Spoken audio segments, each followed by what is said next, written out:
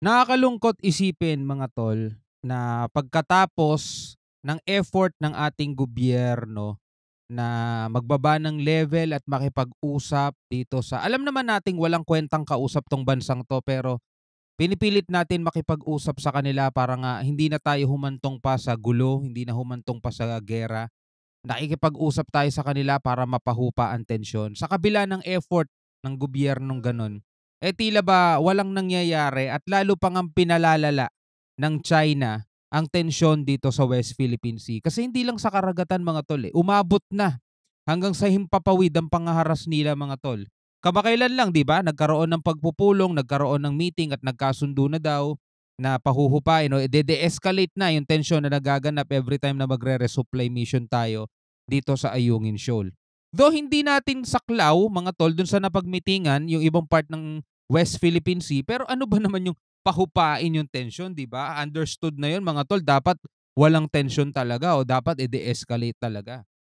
Pero wala mga tol Tila ba talagang gusto ng China ng kaguluhan. Pinalalala niya lang ang tensyon. Hindi kapayapaan ang hanap niya. Hindi kapayapaan yung gusto nilang mangyari katulad na lang ng lagi nilang sinasabi, 'di ba?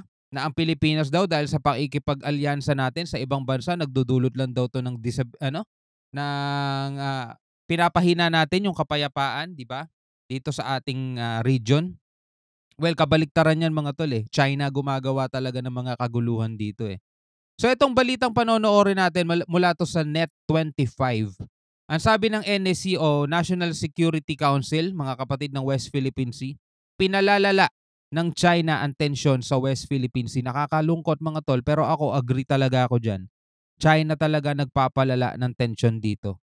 Dahil itong kamakailan lang nagpaulan sila ng flare at inilagay sa peligro yung ating eroplano at mga sakay nun no, sa ating pagpapatrolya dito sa sarili nating airspace na ngayon ay inaangkin na rin nila. Bago natin to simulan, huwag mong kalimutan mag-subscribe. Click mo na rin ang notification bell kung bago ka pa lamang dito sa ating YouTube channel. Dito po binibigyan natin ng reaction video, commentary, opinion, yung mga balita ngayon at iba't ibang issue. Pero syempre, particular ang balita natin lagi sa West Philippine Sea dahil ito ay nasasakop ng ating soberanya at bilang isang Pilipino, dapat lahat tayo may pakialam dyan. So itong balitang to mula sa Net25, panoorin na natin to mga tol. Iginit naman ng National Security Council na lalong humina ang regional stability dahil sa panibagong harassment na ginawa ng China. Diba? Lalong humina ang regional stability na ang laging bukang bibig ng China kapag tayo ay nakikipag-alyansa o nagsasagawa tayo ng pagpapatrolya dyan, nakikipag-alyansa tayo sa Japan, sa Canada o sa Australia, sa US, pinapahina daw natin yung regional stability. Diba? Yun ang lagi nila sinasabi mga tol. Pero tignan mo ginagawa nila. Ipinagtatanggol nila at professional, lehitimo at legal daw ang kanilang ginawa. Paano magiging professional yan? Paano magiging lehitimo yan? At paano magiging legal yan? Unang-una mga tol, yung claim nila, baseless, hindi kinikilala ng UNCLOS at hindi kinikilala ng international law. Etong 9-line na claim nila, wala, hindi kinikilala yan. So paano ngayon magiging legit at lehitimo yan, di ba? Kalokohan Kaya apela nito sa China, itigil na ang mga ginagawa nitong pambubuli sa West Philippine Sea. Si Madeline Villar Moratillo sa balitang yan. Nanawagan ng National Security Council sa China na itigil na ang ginagawa nitong provokasyon sa West Philippine Sea.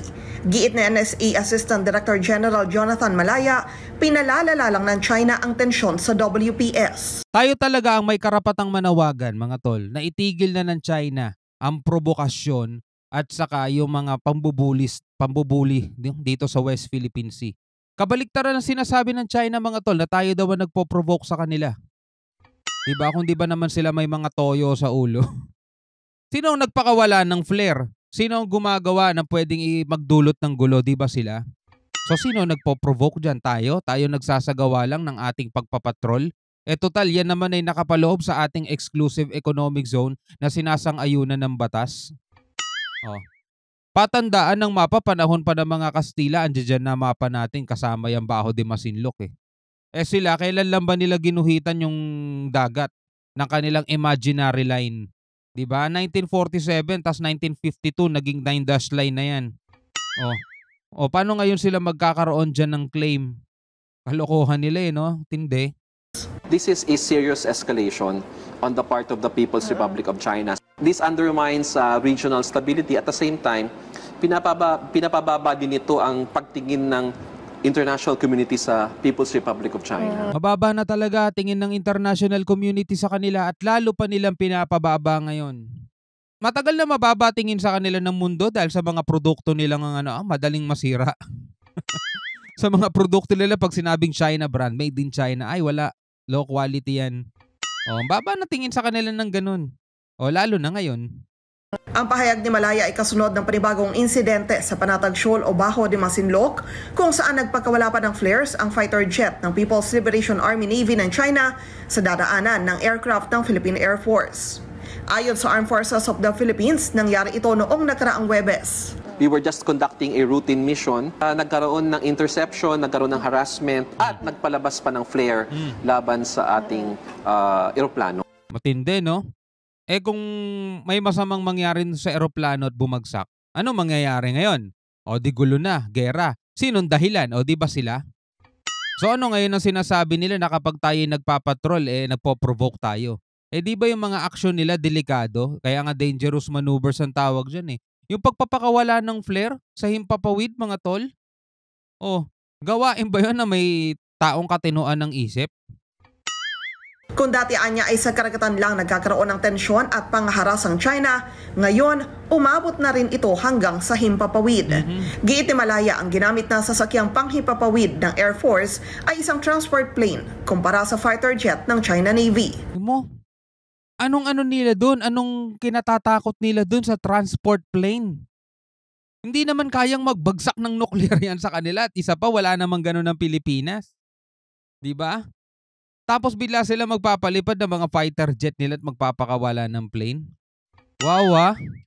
Layon lang aniya ng routine aerial patrol na makita ang sitwasyon sa Bajo de Masinloc, lalo at may mga mangingisdang Pinoy ang nagtutungo sa lugar. Kinalulungkot ng Pilipinas ito dahil katatapos lang nung matagumpay nating pakipag-usap sa China doon sa resupply mission natin sa Ayungin. Tagumpay para sa Pilipinas, mga tol, pero plinastic lang tayo ng mga yan. Plinastic lang tayo, trinidor pa tayo ngayon. And umaasa tayo na bababa ng mga insidenteng kanito. Pero aminado si Malaya na ang napag-usapan para sa resupply mission sa Ayungin Shoal ay hindi naman aplikable sa iba pang parte ng West Philippine Sea. Pero pag sinabing de-escalate, di ba, pahupain ng tensyon, syempre dapat sa kabuuan na yun. Alangan nang sa Ayungin Shoal lang tayo pahuhupain ng tensyon sa ibang parte ng West Philippine Sea, gulo pa rin tayo Pwede bang ganon? Pwede bang ganon? Pagdating sa Ayungin Shoal, bati-bati tayo Walang tensyon. Pero pagdating sa Scarborough, gera tayo. Palalayasin namin kayo, bombahin namin kayo water cannon. Di ba? Pag sinabing pahupain ng tensyon, de-escalate tension, di ba? Dapat pag nagkatagpo dyan, walang ganyang klaseng kaguluhan. Sinabi nga, ang napag-usapan lang dito sa Ayungin Shoal, alam nyo na kung ano ugali ng China. Di ba? Tayo kasi ang alam natin kapayapaan Sila ang alam nila kaguluhan. Diba? Pagkatapos nila magpakawala ng flare, sasabihin nila, Pilipinas nambubuyo, Pilipinas nagpo-provoke. Di ba po-provoke pag bubuyo yun? Tayo pa talaga nambubuyo sa kanila, mga tol. Hindi. Kabilang ang Bajo de Masinloc. Madeline Villar Moratil. Diba? Yan ang problema sa kanila, mga tol. Eto, isa pang balita, mga kapatid. Mula naman to sa PTV. PTV Philippines, mga tol. Ang Pilipinas ngayon ay maghahain ng diplomatic protest, no? Syempre, doon tayo magaling, mga tol Maghahain tayo ng diplomatic protest versus doon sa agresibong aksyon ng China sa himpapawid. Diba? Doon tayo. Ito yung pinaka-latest issue ngayon, mga tol Latest na pangaharas na ginawa ng China. So, ang Pilipinas, as usual, at lagi naman natin ginagawa, maghahain tayo ng diplomatic protest. Kasi nga gusto natin diplomacy Diba? Diplomasya. Tuloy natin to. Panoorin natin to lahat, mga tol. Armed Forces of the Philippines iginiit na hindi magpapatinag sa pagsasagawa ng maritime patrol sa West Philippine Sea. Ito ay sa kabila ng pagiging agresibo ng China na umabot pa sa himpapawid.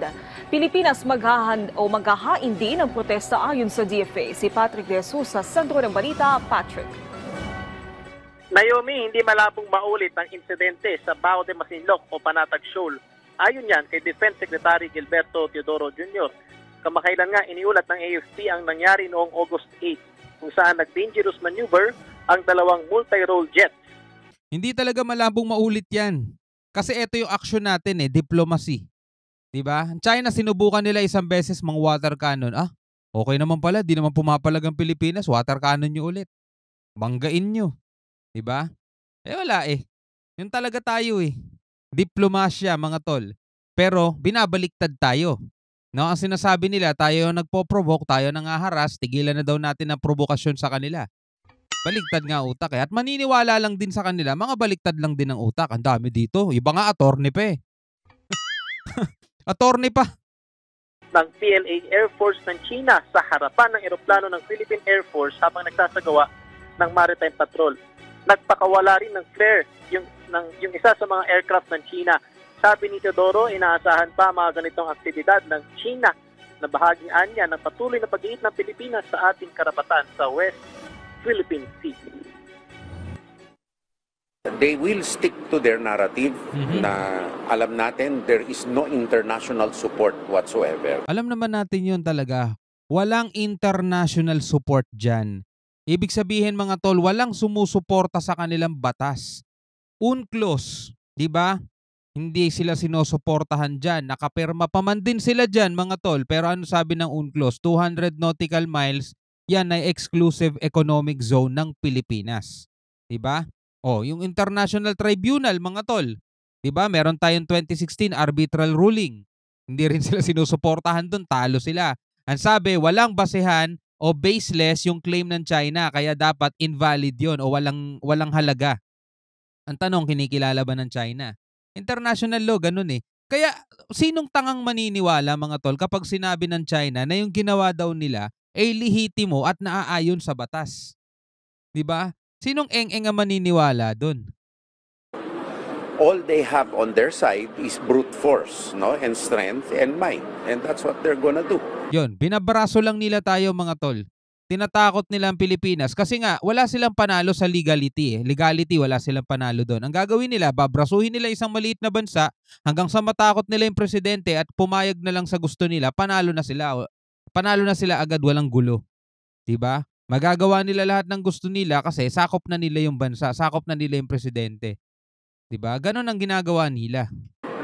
Hopefully, they listen to reason and heed the appeals of not only the Philippines, but other countries to temper their moves and act in accordance with international law. Walang ganun ng China, act in accordance. Ang gusto nga nila, almighty sila mas mataas pa sila sa international law Ikinagulat naman ng Department of Foreign Affairs ang nangyari. Lalo't kamakailan nga lamang ay nag-usap na ang Pilipinas at China na pahupain ang tensyon. Ano sabi sa inyo, di ba? Sasayang lang kayo ng panahon. Walang kwentang kausap ang mga yan. Pero sige pa rin tayo. Todo pa rin tayo sa effort natin makipag-usap. China has always said it's wanted to de-escalate, but every time, of course, na may nangyayari na ganito. Iba ang sinasabi nila sa ginagawa nila. Sinasabi ng China, gusto nilang de-escalate. Kasinungalingan yun. Certainly, it tends to raise tensions. So it's something that certainly we have to pay close attention to. But yun ang sinasabi nila, we'll have to see if they can really help in maintaining a more stable relationship para mag-de-escalate ng konti ang tensions. Iginit ng AFP na mapanganib ang ginawa ng China at ito ang unang beses na nagpakawala ng flare ang mga eroplano ng kanilang Air Force. For instance, yung mga flare na yun ay nakarating dun sa ating aircraft, no? Pwedeng mahigop dun sa propeller or sa intake or pwedeng masunog pati yung ating aircraft. Di ba? Alam na natin kung gaano kadelikado yun mga tol. Pwedeng ikabagsak ng aircraft yun mga tol. Kapag halimbawa nahigop ng propeller yun o kaya yung intake na sinasabi nito, apoy yun Di ba? Kahit na malakas ang hangin dun sa ibabaw, hindi basta-basta namamatay yun kasi ginawa talaga yun para dun. Yun nga delikado nga yung ginawa ng China Ang tanong, yun ba ay indikasyon na gusto nila kapayapaan? It's very dangerous, no? Sa kabila nito, hindi magpapatinag ang AFP at tuloy-tuloy na magsasagawa ng maritime patrol sa West Philippine Sea. Ganyan na ang gawain ng China. No, pero tayo, tuloy-tuloy lang yung gagawin nating pagpatrolya. Tuloy lang. And more importantly, hindi tayo tatahimik. Tama. No? Kasi once na tumahimik tayo, ay baka tuloy-tuloy na rin yung gagawin nilang mga maneuvers na yan. It's very dangerous. Naomi, magpupulong naman ng National Maritime Council at nakatakdang maghain ang Pilipinas ng protesta laban sa ginawa ng China. Again, Yan muna ang protesta pinahuling tayo. ulat. Balik sa iyo, Naomi. So again, protesta tayo mga tol. Bilang isang Pilipino, ano masasabi nyo dyan? O, di ba? Tama. Tama ang mga sinasabi ng mga nag-a-analysis. Tama sinasabi ng mga vlogger na nagbibigay ng reaksyon. Tama sinasabi ng mga nagbabalita. Walang kwenta kausap ang mga yan mga tol. Iba ang sinasabi nila sa aksyon nila. Pag sinabi nilang de-escalate, ang gagawin nila mga tol, mas lalo nilang palalalain pagkatapos isisisi nila doon sa bansang yon mga tol. Tulad sa atin, sinisisi nila tayo, di ba? Ganyan talaga sila mga tol, mga walang kwentang kausap anyway. Kung ikaw ay isang Pilipino, ano masasabi mo rito? Comment ka na lang sa ibaba. Hanggang sa muli, ako nga pala si Shobal D. Peace out.